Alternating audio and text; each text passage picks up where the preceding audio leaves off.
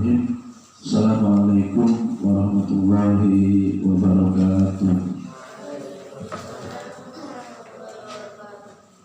Innal hamdalillah nahmaduhu wa nasta'inuhu wa nastaghfiruh wa na'udzu billahi min shururi anfusina wa min sayyiati a'malina. May yahdihillahu fala mudilla lahu wa may yudlilhu fala hadiya lahu. Asyhadu an la ilaha illallah wahdahu la syarika lah wa asyhadu anna Muhammadan abduhu wa rasuluh. Qala Allah ta'ala ba'da na'udzu billahi minasy syaithanir rajim. Bismillahirrahmanirrahim.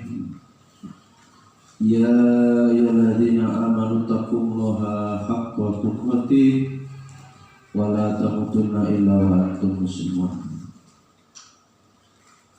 Qalaidon ya ayyuhannasu taqu rabbakumul ladzi khalaqakum min nafsin wahidah wa khalaqa minha zawjaha wa basa minhuma rijalan katsiran wa nisaa'a wattaqullaha alladzi tasaaluna bihi wal arham innallaha kana 'alaikum raqiba.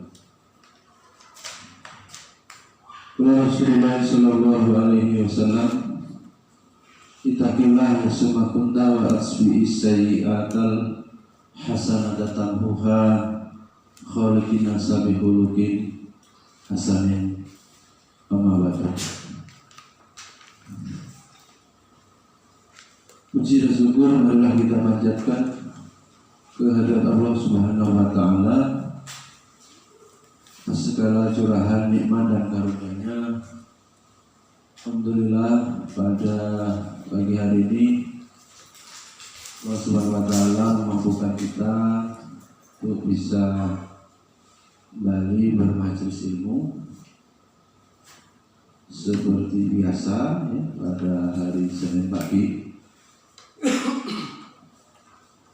Kita lazimi ya ada apinya kafah ya, alhamdulillah. Boleh saja ikut setiap ada taklim-taklim, nggak masalah ya. Menyeimbangkan atau nggak seimbang juga ya antara memberi ya dan mengisi ya, antara thalabul ilmi dan mengajar bagi guru. Itu diupayakan sebisa mungkin tetap dilaksanakan, mana yang cocok dengan jadwal kerja, jadwal ngurus keluarga, mungkin tidak pasti di sini ya, di mana-mana ya. Jelas ya, taklimnya menyeru kepada ad'u ilallah ya ala basiratin ya ana wa munittaba'ani tutu sabili rabbika bil hikmah. Kalau taklimnya tidak eksklusif ya, harus baiat eksklusif, itu harus orang-orang khusus yang boleh ikut. Kadang malam itu ya pernah dapat pasien yang sesat berpikirnya, itu pengajian hanya boleh dengan gurunya, namanya mangkul, enggak dengan gurunya, ilmunya itu enggak sah, ada syarat begitu. Dulu dalam kelompoknya kalau ada YouTube ceramah, TV ceramah, pengajian di masjid itu dia mendengarkan itu, ilmunya enggak sah. Nah ini yang udah keanehan ya, keanehan. Jadi secara proses memperoleh ilmu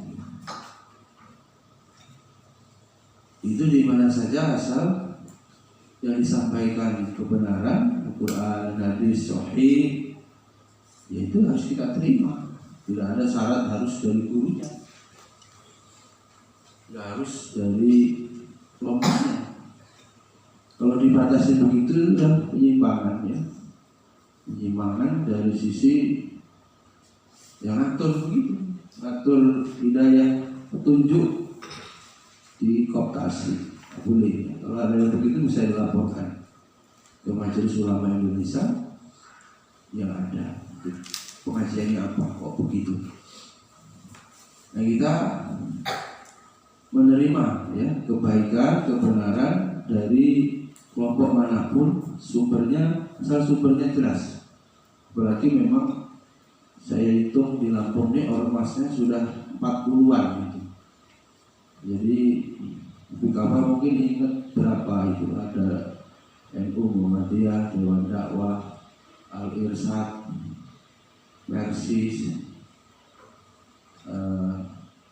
Meumi, banyak itu ada 40-an. Dan pastinya mereka punya ini program dakwah masing-masing. Apa kita ada di lingkungan itu ya apa? Mendengarkan kebaikan. Di masjid itu ada kegiatan dakwah, atau di sekolahnya anaknya ada kegiatan dakwah. Dan mestinya ukhuwah di atas firqah gitu. Persaudaraan sesama ormas Islam didahulukan di atas golongan. Sepanjang 10 kriteria tadi itu termasuk dari tidak melanggar dari ketentuan ya yang disepakati, termasuk kelompok yang menyimpang ya, dari 10 kriteria aliran sesat nggak ada, yaitu saudara kita. Hanya beda kapal perjuangan, beda fokus perjuangan. Harus tasamun namanya, toleran. Yang diajak sama-sama manusia, diajak ke jalan Allah. Ya sikap itu lama ya, lama bisa ada.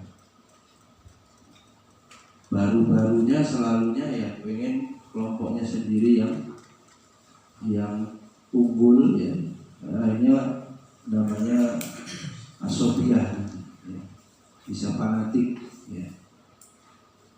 Selain kelompoknya nggak boleh eksis umpamanya. Nah ini sikap seperti ini memang harus dirubah ya. Kalau ada yang begitu, nah, kita hidup di Indonesia ini kan subur semuanya, aliran apa saja subur. Seperti tanahnya ya subur juga, pemikirannya berkembang. Bahkan nabi-nabi palsu pun itu punya pengikut, heran ya. Nabi palsu, aliran sesat, kafatar atau apapun ada pengikutnya.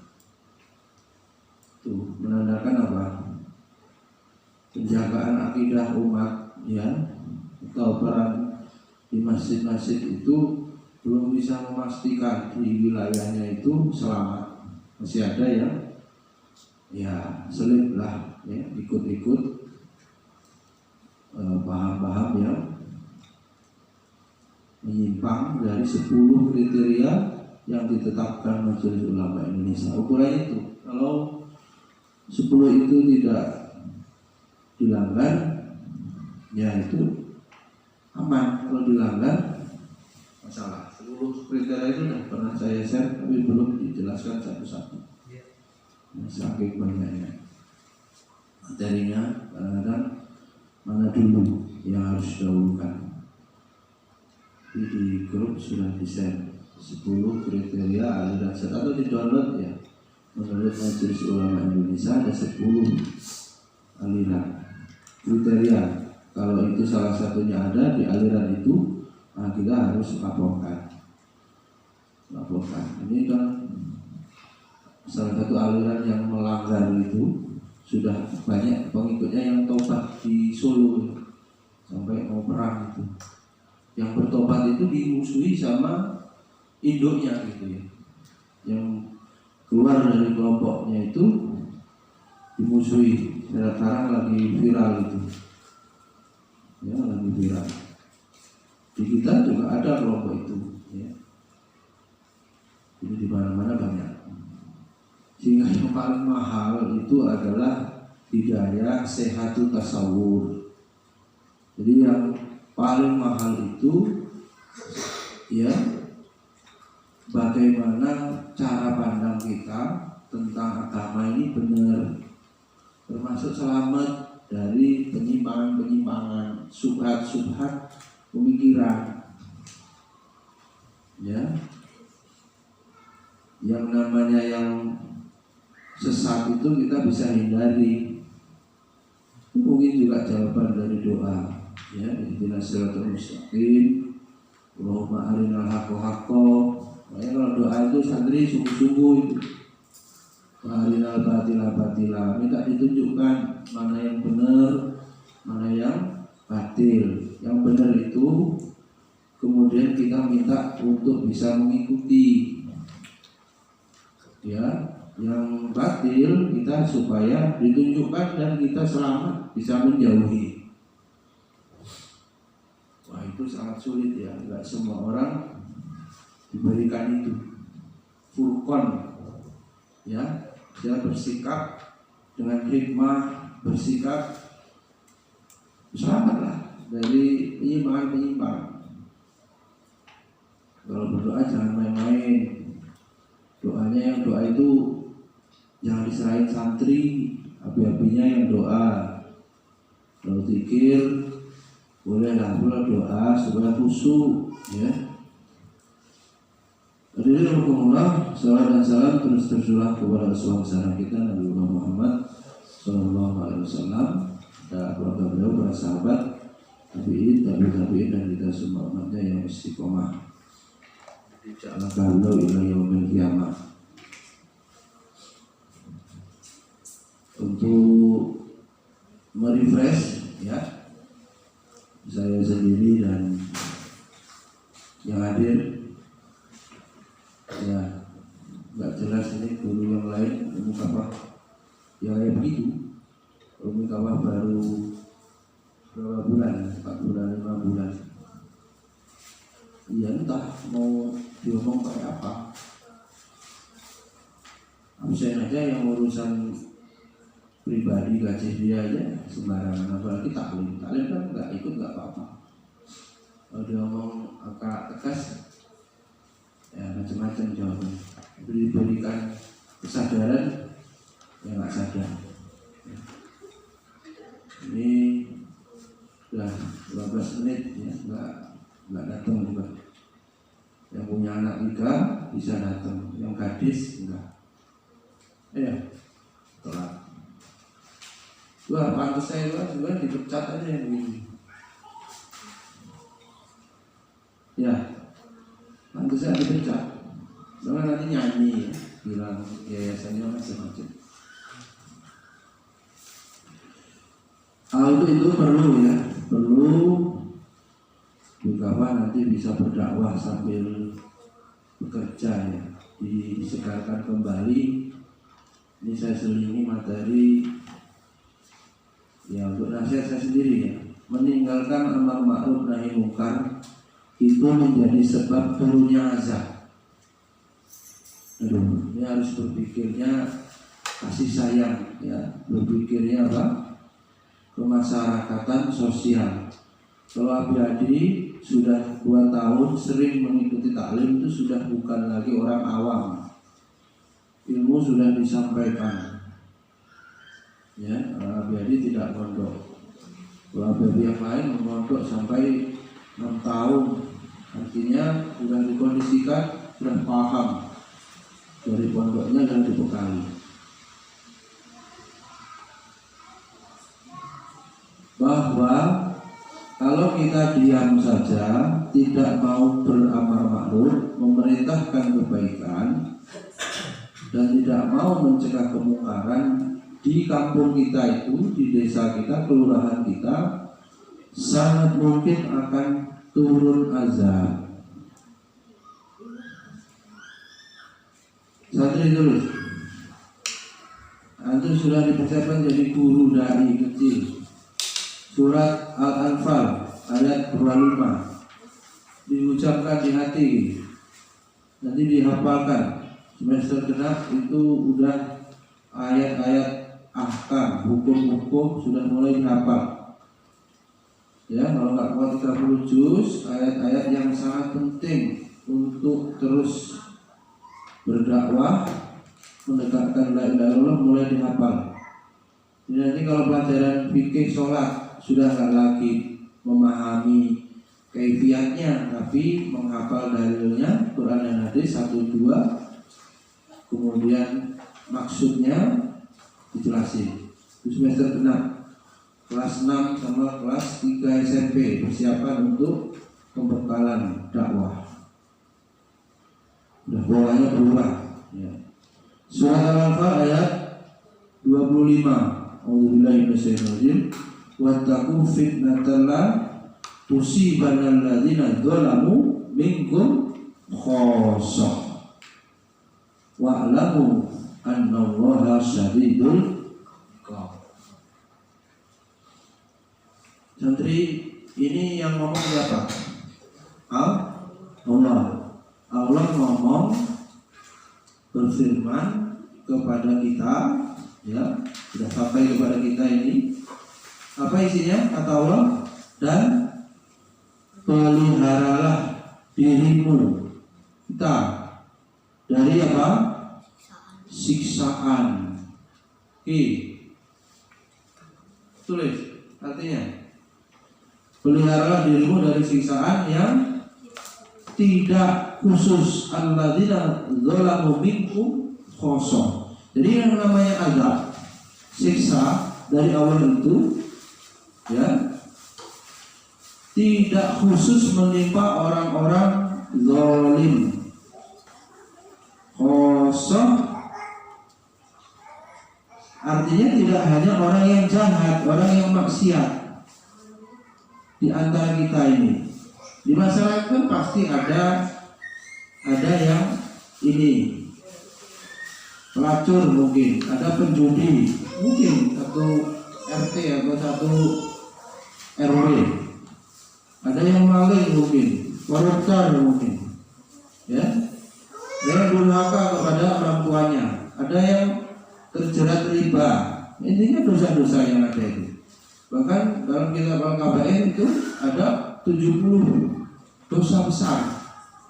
Dari 70 dosa besar ini, kalau tiap rumah didata sensus dosa, nah, cek keluarga ini apa yang dosa apa yang dilanggar, hak Allah apa yang dilanggar. Saya tidak sholat, ya, tidak bayar zakat, ini banyak lah. Dari 70 dosa itu, tiap rumah bisa jadi kasus. Tiap rumah anggota keluarganya berapa, di rumah itu berapa yang aman, berapa yang bermasalah, ya. Sehingga apa? Ada orang-orang zalim di situ. Zalim di sini maknanya menzalimi Allah dengan tidak melaksanakan perintah Allah. Akhirnya apa? Ketika Allah kemudian memberikan siksa, wa'lamu annallaha syadidul iqab, diingatkan, tahu siksa Allah itu amat keras, syadidul iqab, ya, keras siksanya. Jadi azab Allah Azza wa Jalla itu amat pedih. Kalau panas, santri, panas api, kamu belajar masak, panas api paling panas mungkin yang warnanya apa, biru, berapa derajat? Itu hanya 1/70 dari panas api neraka. Di 70 kali panas api dunia yang paling panas, ya, itulah panasnya neraka. Nah, ketika azab diantaranya dibakar itu, belum lagi azab yang lainnya, itu ditimpakan, ternyata menimpa semua orang. Ya nggak bisa lah. Walaupun ada keajaiban miracle, misalnya masjidnya nggak ambruk ketika ada tsunami, misalnya ada rumah orang soleh tertentu selamat dari puting beliung, ya, tapi itu kan sangat kecil, tidak pasti, ya. Tapi secara umumnya apabila turun banjir, hujan deras, banjir, angin, petir atau musibah yang lain, sama itu satu kampung ustadz, ya, orang soleh, solehah, ustazah, guru, pendakwah, dengan orang apapun profesinya sama akan diberikan azab, tertimpa azab dari Allah sama. Sehingga apa? Ya, kita tidak bisa, ya, atau tidak boleh meninggalkan amar ma'ruf nahi munkar, tak boleh. Jadi dalam ayat ini Allah memperingatkan, ya, orang beriman agar terus berdakwah, agar terus menyampaikan kebenaran. Walaupun resikonya zaman sekarang ya dimusuhi, dicela. Nabi saja dibilang orang gila, penyair gila, orang nggak waras kan orang gila. Maka disakiti fisiknya sampai mau dibunuh. Lalu sekarang yang dibunuh juga iya, atau di penjara dulu, biasa begitu. Tetapi ya perjuangan isinya begitu. Ya, jadi beratnya dakwah itu tetap harus diemban sampai pada titik yang nggak mampu lagi, ya, mungkin sudah sakit-sakitan, nggak kuat lagi. Di darah seorang pejuang itu tidak boleh berhenti, jantungnya harus terus memompa untuk melanjutkan dakwah. Sampai-sampai santri itu kalau nanti sudah tua, ya berdoalah, Allahumma rzuqnal husnul khotimah, minta diberi rezeki. Allahumma khtim lana bi husnul khotimah. Meninggalnya apa? Dalam keadaan husnul khotimah itu baru selesai.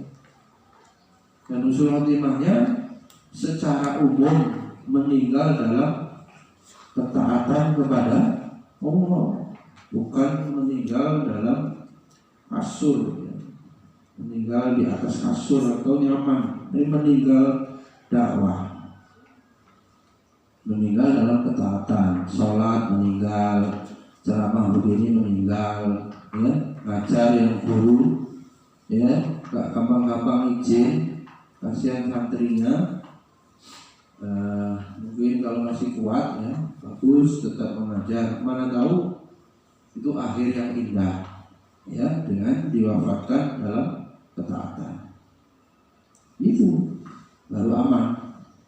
Secara zahir husnul khotimah. Urusan pensucian jiwanya tahu nanti dia dan Allah lagi urusannya.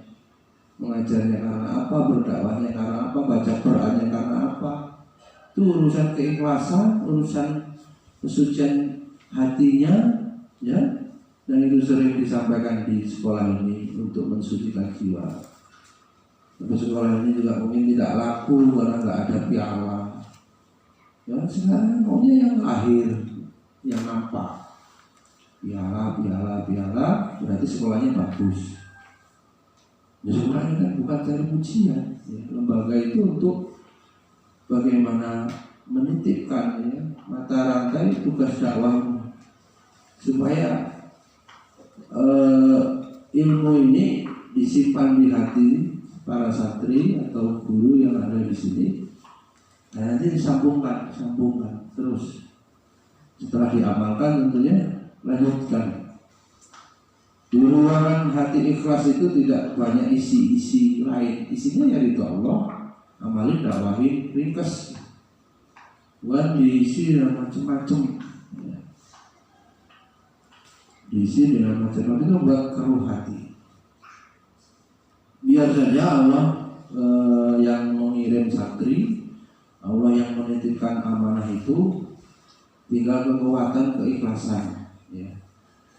mungkin gajinya nggak naik Abu Kapal Ibu, tapi nanti Allah tolong dengan diberi barokah mau mengajar menegakkan agama, mungkin dihindarkan dari musibah yang itu nilainya juga mahal. Nah makanya kita belajar hikmah. Kalau saya cuma ngajar di sekolah Quran, sekolah tahfiz ini gajinya segini tapi barokah. Oh enggak, saya enggak rewel. Oh yang lain-lain itu perlu ya. Kalau saya mau uraikan ya banyak ya. Diselamatkan. Yang semuanya itu pada akhirnya keberkahan itu untuk kebaikan di akhirat ya.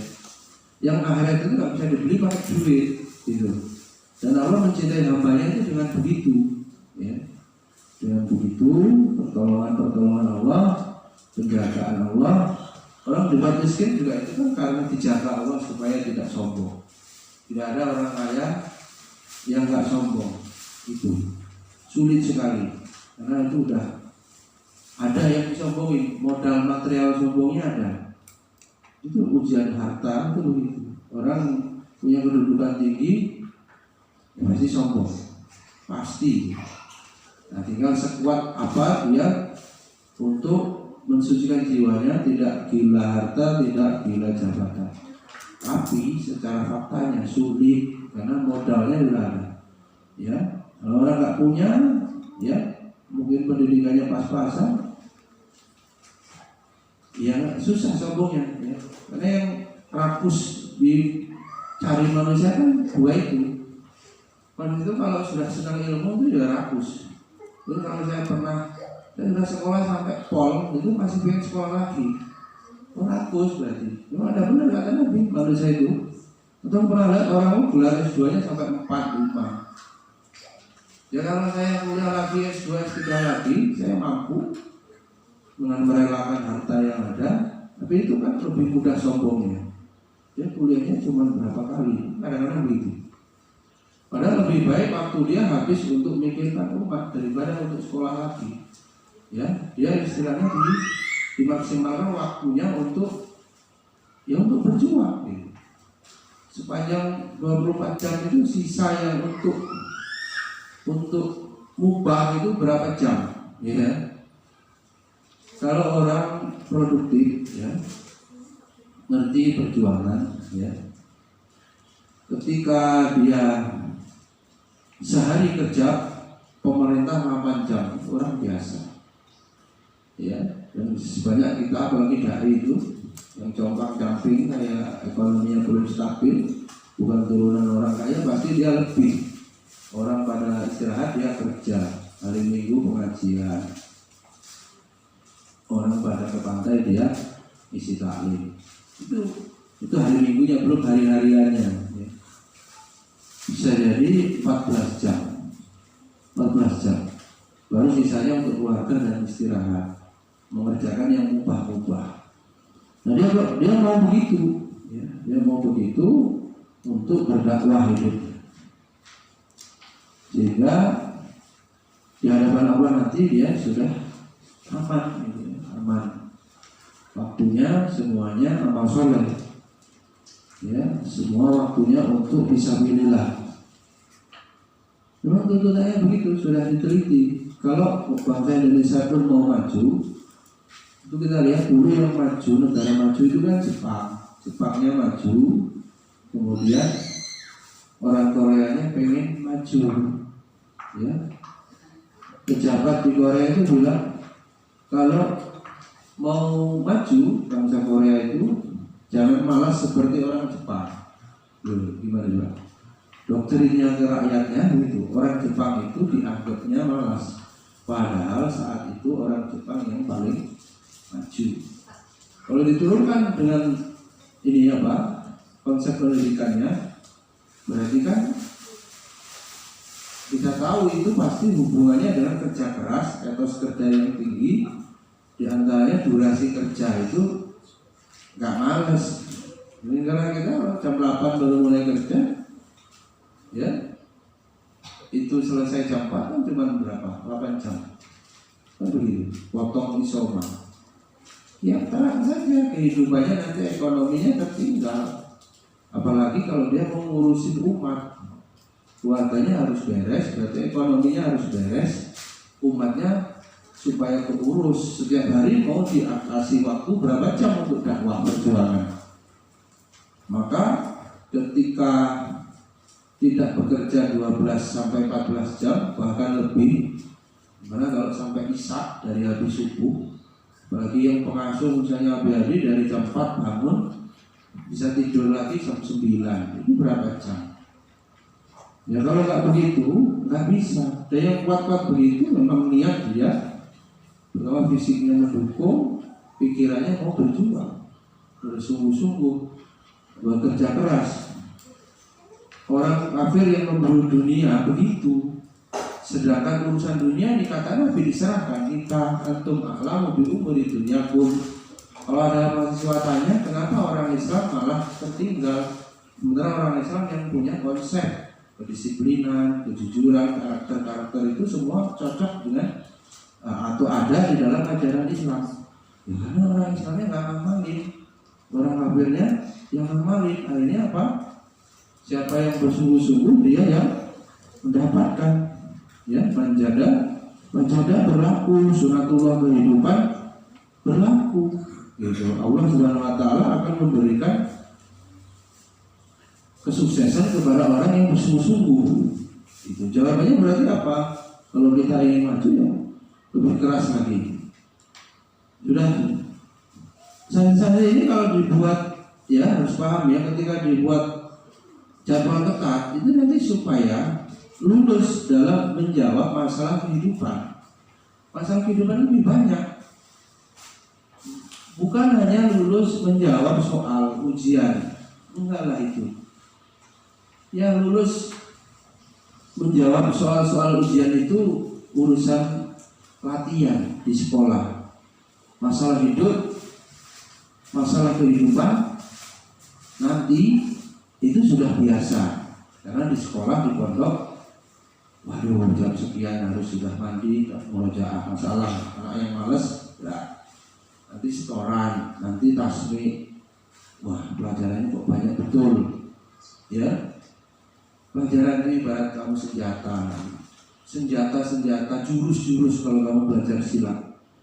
Nanti tinggal kamu pakai. Semakin banyak kamu belajar ilmu, ya. Kalau kemarin Nabi sampaikan teori penelitian tikus itu, tikus yang dimasukkan ke dalam kotak, di situ banyak barang-barangnya, otaknya bercabang-cabang menjadi banyak.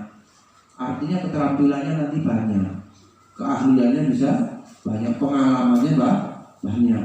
Pengalaman itu guru kehidupan, ya.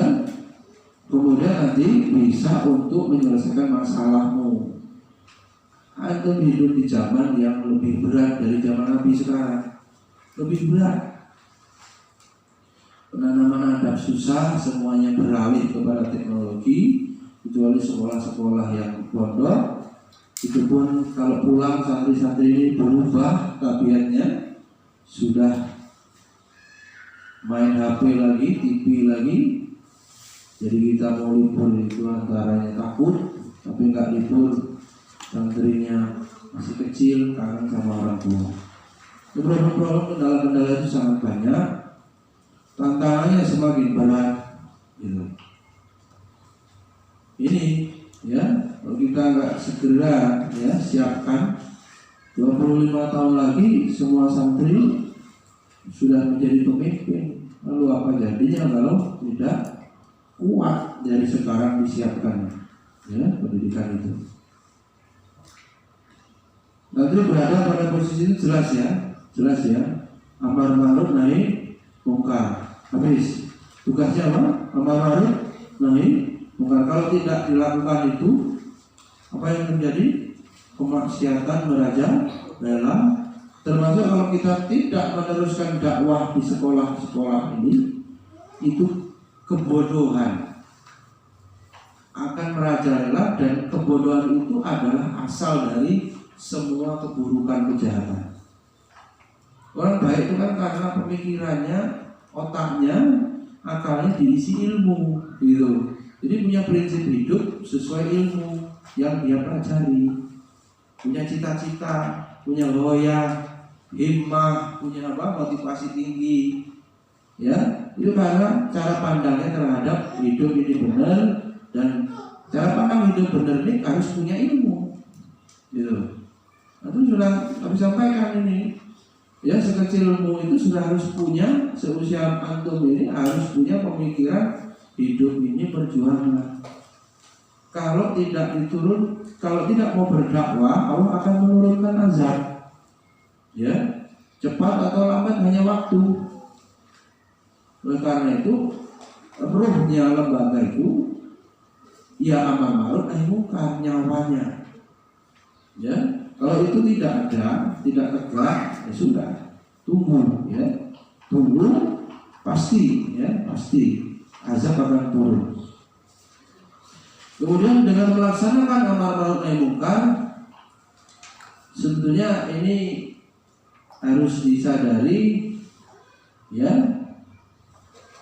Tidak ada yang tidak dihisab, ya, guru-guru, ya, apalagi yang sudah belajar mendalami agama lebih intens, itu kok sudah tahu hukumnya nggak mau berdakwah, nah itu nanti dimintai pertanggungjawaban. Menteri ini pelajarannya sudah banyak loh, walaupun SD, ya, kedewasaannya sudah dipersiapkan, ya, berlian, ya. 15 tahun itu harusnya sudah siap, ya. 7 tahun diajari sholat, 10 tahun kalau nggak mau sholat pukul. Umur 13 tahun, 12 tahun lulus SD harus bisa sholat yang benar, ngaji yang benar, bahkan bisa kultum berdakwah, ilmu yang fardu ain harus beres, ya. Berarti antum semuanya sudah berilmu alim sesuai dengan jenjang pendidikannya. Kalau sudah alim, ilmu yang sudah dikuasai itu apa? Wajib untuk didakwahkan. Nah, dilatih, sadar melek dakwah, ya, peka dakwah. Jadi walaupun kecil-kecil harus menyiapkan diri, ya. Tadi di awal disampaikan atas dasar kasih sayang. Orang kalau dia berbuat maksiat, di samping akan menyebabkan kita juga kena azab, kita juga kemanusiaan. Sayang kepada saudara kita itu kalau dia nanti kekal di neraka. Orang dakwah ini orang gawe kayak ngopelin orang, ya memang begitu. Islam sangat peduli, empati, ya, bukan orang egois, ya, orang sendiri, ya. Kemudian bahasa sendiri, ya, teruskan, ya, semampunya. Terus di antara satu juga terus bisa saling menasihati, ya, saling memberikan tawassul bil haq wa tawassul bis sabr. Baik, jelas ya apa poinnya pagi ini, apa? Tapi gunakan waktu 30 menit untuk apa? Mengingatkan kembali kewajiban apa? Dakwah, amar ma'ruf nahi munkar. Sekarang bagaimana? Tugas hidup ini apa? Menjadi berjuang. Kalau enggak, apa yang terjadi? Azab Allah akan turun. Kalau sudah turun menimpa siapa? Semuanya, yang beriman atau yang kafir, yang ahli ibadah atau ahli maksiat, semuanya akan terkena azab. Alhamdulillah. Berikutnya kemarin kita sudah membahas integrasi akal wahyu, ya, sampai berikutnya apa? Integrasi ilmu dan adab, dibaca bab 6. Integrasi ilmu dan adab. Masalah yang mendasar di kita adalah hilangnya the loss of adab. Problem yang paling utama, ya. Adab itu diantara dua disiplin, ya, disiplin Rokalatas juga rincikan disiplin apapun di bagian apapun gitu. Disiplinan ya. Itu diantaranya manifestasi atau perwujudan dari adab kepada diri sendiri gitu. Jadi orang sudah bisa komunikasi akalnya sama hatinya, itu melahirkan dialog ya, dialog dia. Terus musuh terbesar kemalasan gitu. Sampai Nabi suruh umatnya berdoa, ya kan? Allahumma inni a'udzubika minal ajzi wal kasali. Itu dibaca terus tuh zikir pagi, doa-doa, ya. Allah berlindung itu berarti penyakit mara bahaya itu. Penyakitnya apa? Ajzi itu apa ya? Merasa lemah. Kalau nggak kuat ini tasbih 1 juz. Bangun jam 4 berat ya Allah. Ya. Nggak ada bakso masak sendiri. Ya nggak ada, ibu berdua lah ya. Kantor. Mana ada satu ibu apa? Ya ngurusin anak-anaknya sendirilah, nggak rombongan begini. Ya, kan rombongan itu pun dijadwal ya. Nggak mungkin seorang dibarengi siapa nanti ngurus mungkin ngurus anaknya, nggak mungkin rame-rame gitu. Jadi pas ada Mbak Sofinya izin sakit ya udah, tetap nggak ada masalah. Ya, disiplin kepada diri sendiri, akalnya tahu ya, hatinya hidup, kemudian apa? Berdialog. Itu terjadi perlawanan loh ya. Dan kalau tauhidnya benar ya, itu akan sampai pada tingkatan ya semuanya ini atas pertolongan Allah.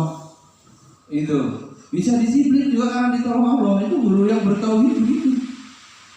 Ya pasti pengetahuan sudah sampai bahwa kedisiplinan itu perintah agama. Akal kan makanannya ilmu gitu. Hati makanannya iman gitu. Agama waduh udah pasti ya menyuruh kedisiplinan.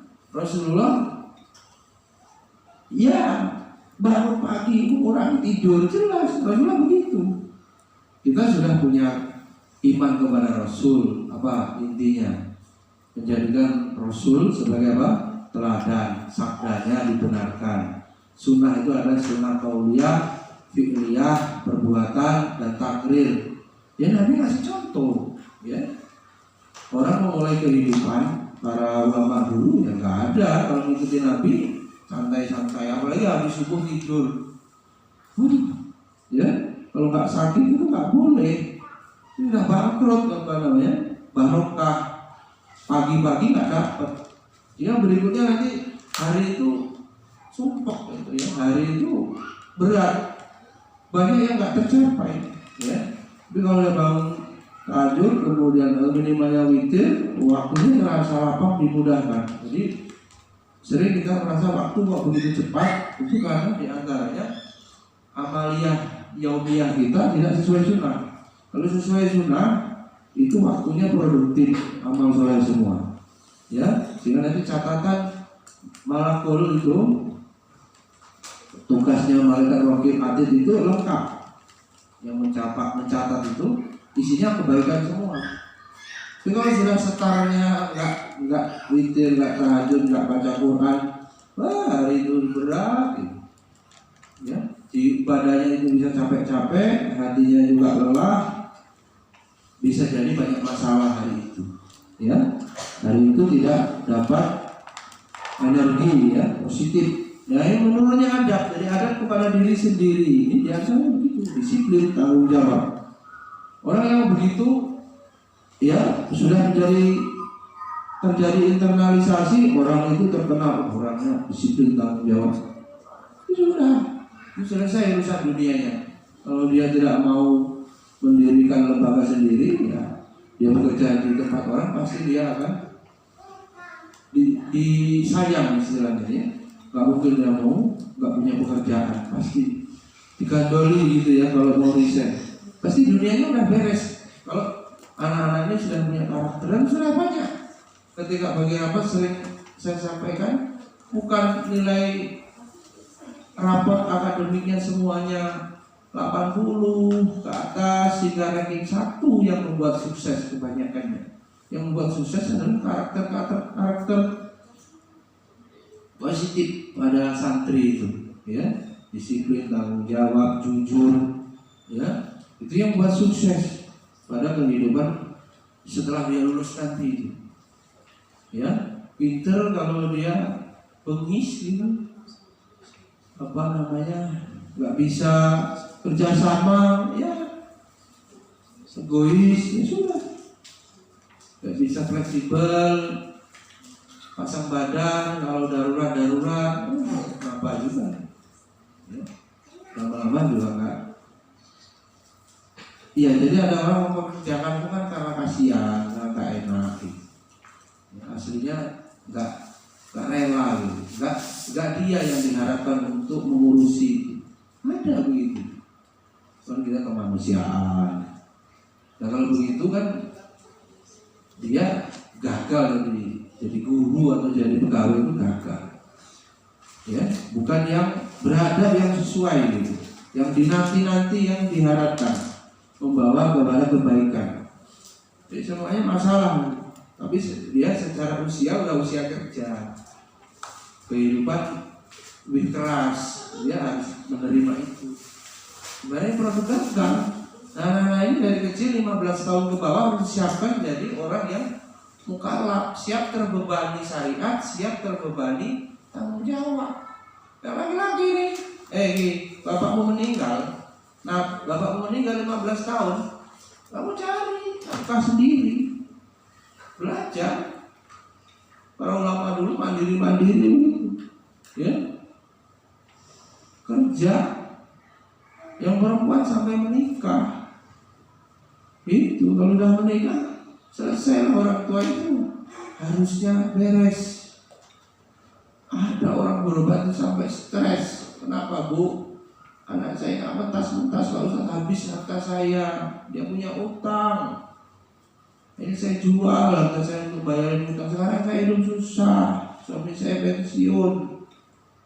Coba, gara-gara kasih harta anak, anaknya nggak mandiri. Udah kalau udah menikah itu sudah selesai. Jangan ngarep-ngarep warisan kamu ya. Tapi nggak pernah ngarep warisan tapi cuma nggak tahu itu ada sawah berapa. Itu mbak itu nggak tahu, nggak pernah mikirin itu. Ya. Warisannya ilmu, ya. Jangan pernah ngarepin itu. Yang namanya pemuda itu yang dia bisa berdiri sendiri, ya, di atas kakinya, bukan atas bayang-bayang orang tua, ya. Atas bayang-bayang orang tua, artinya hanya orang tuanya, ya. Bagus. Kita 15 tahun harus mandiri, ya 15 tahun ya. Ya kalau perempuan lebih cepat baliknya. Cuma kalau kita sepakatkan 15 tahun pendidikan menjadi istri yang solihah, ya, banyak ujiannya nanti. Menjadi suami yang tanggung jawab, berat.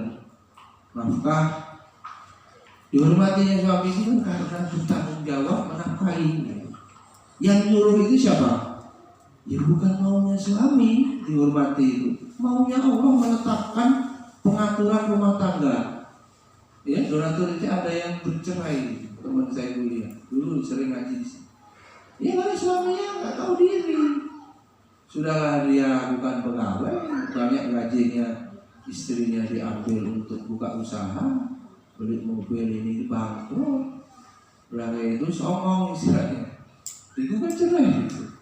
Sholat nggak mau, didakwai suruh ngaji di sini nggak mau, tapi udah ganti suami. Lagi gitu, kowamnya nggak ada. Kowam itu pemimpinnya nggak ada. Istri nggak belajar agama, dia sendiri nggak bisa ngaji.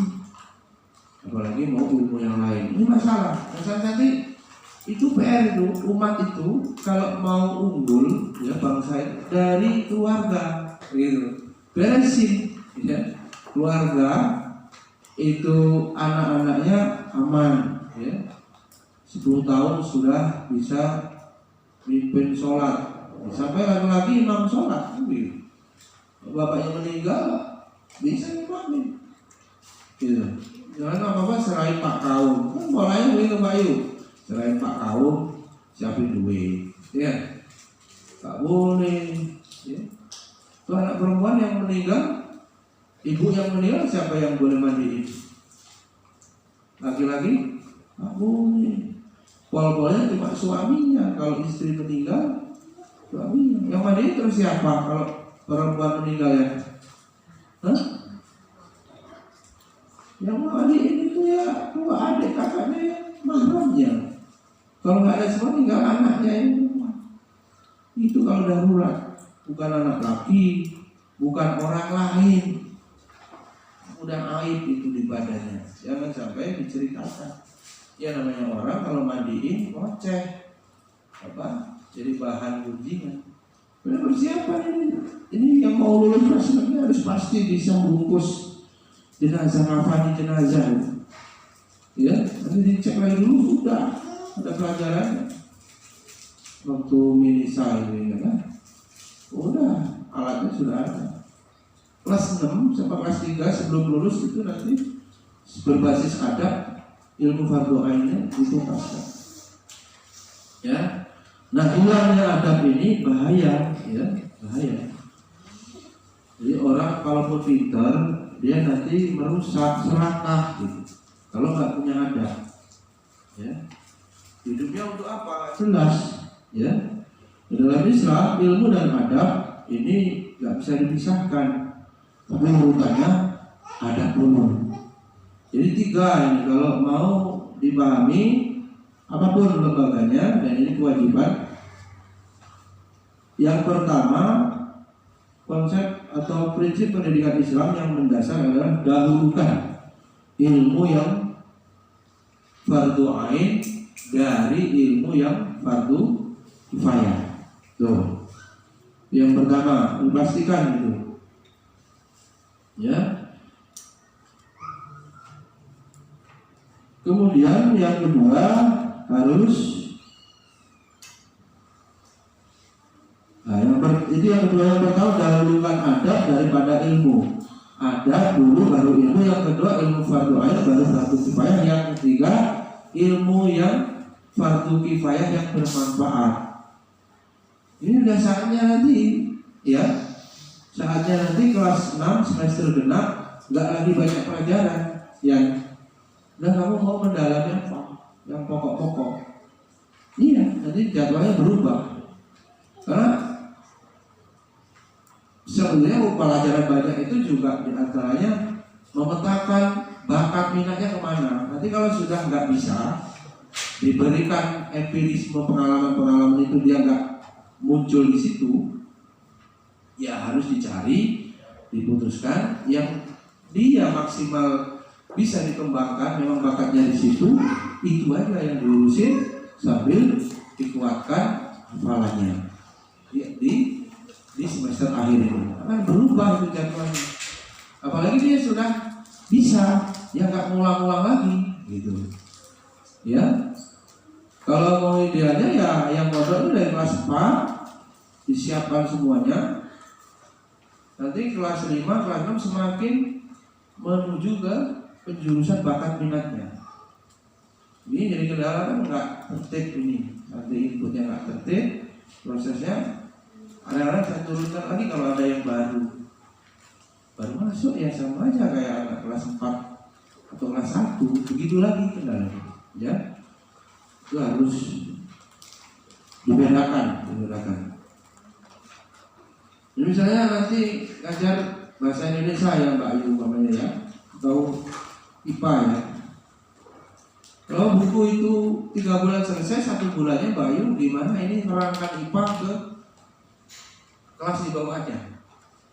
Berat ya? Enggak lah, itu yang sudah dipahami itu biar awet juga loh Mbak Ayu. Jadi kalau sudah dia paham, jadi keyakinan dia, kalau itu harus diyakini atau wawasan.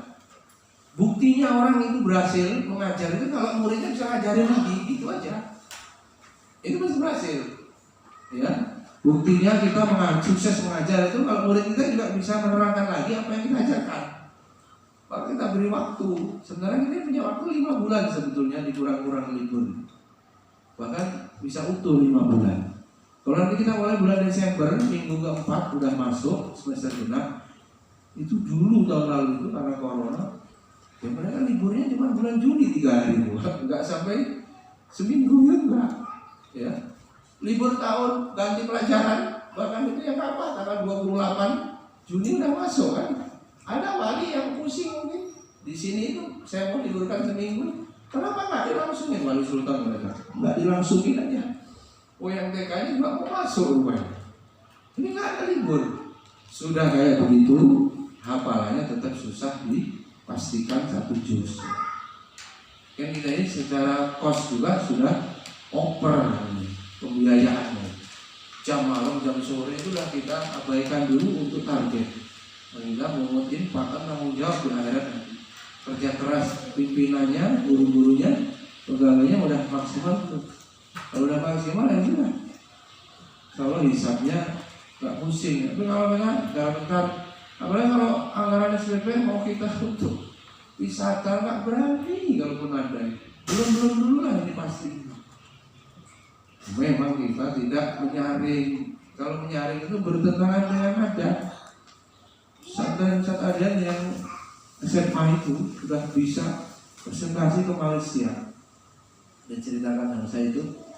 Tapi ada satu santri yang hanya bisa menulis selembar. Santri yang ABK sebetulnya. Tapi itu cita-citanya dalam makalahnya itu selembar. Isinya saya ingin dari guru ngaji. Jadi membuat acara wisuda itu menangis semua satu tempat, termasuk Ustaz Ardian. Dan ada sendiri ya kemudian mengirim dai dewan dakwah itu ke seluruh penjuru, ke suku-suku talang mama seperti yang Ustaz Somad sampaikan itu, bergabung dengan dewan dakwah. Itu mungkin sekitar 100 sekolah tinggi. Ini apa kalau mau jadi dai jurnalis karena nanti itu gratis. Sekolah tinggi ilmu dakwah Muhammad Nasir di Jakarta. Gratis itu, S1. Gratis total. Ini kita kasih sama aja untuk biaya sabun, biaya jajan, beli buku. Tapi secara pendidikan kan, itu baru bisa lulusan tiap tahun rata-rata 100 dan dikirim ke suku-suku anak dalam. Dan itu saya tanya anaknya tidak ada yang mau untuk dikirim ke sana yang sudah tua-tua. Yang sekarang semester 1 baru 1 ya. Itu karena sekolah dari SD, SMP, SMA-nya di Takwa sendiri, baru dimasukkan STID Muhammad Nasir. Yang lain itu anaknya IPB, UI, Mesir. Tapi itu belum bangga dengan dua itu. Yang belum bangga kalau ada yang lulus dari STID nanti mau berdakwah di kampung, di suku-suku anak dalam itu 1 tahun lah paling enggak. Baru beliau pengen anaknya begitu. Belum menangis karena belum berhasil. Nah, yang dari mulai membuat sekolah sendiri ini, karena apa? Ketika anak-anak yang awal-awal itu kan masuk sekolah yang ada itu, dibuatnya pola pikir sejak SMA-nya tidak sama dengan yang dimaui setelah beliau belajar adab, mendalami adab.